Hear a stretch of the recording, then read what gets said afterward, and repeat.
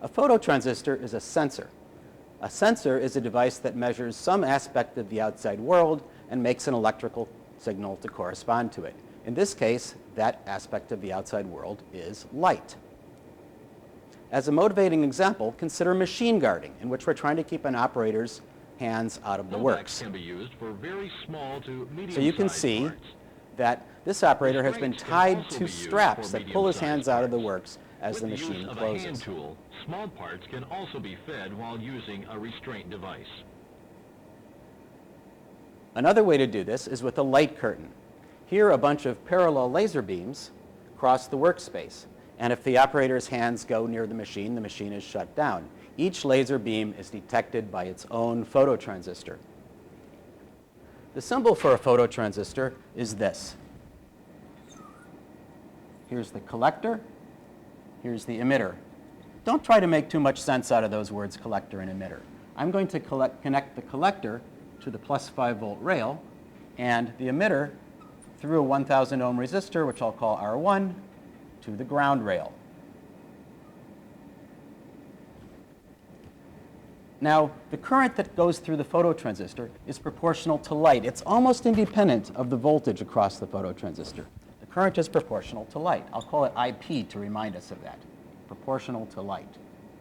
However, that same current that the phototransistor lets through also has to pass through this resistor. And when it does, a voltage develops across the resistor, which is equal to its resistance, 1,000 ohms, times that current that's going through, the current that depended on light. So I can measure the amount of light by looking at the voltage that develops across this resistor, as we're going to do in a minute. Or I could take that same voltage with respect to ground and run it to some other parts of our electronics. One of the first questions you might want to know about using a phototransistor is which lead is which. It's a 2-lead device shown here. This is the one you'll be using, the SFH310.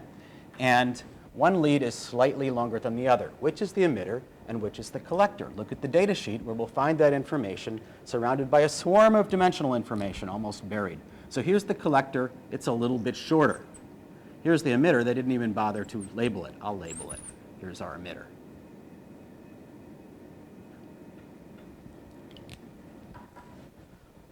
Let's try this.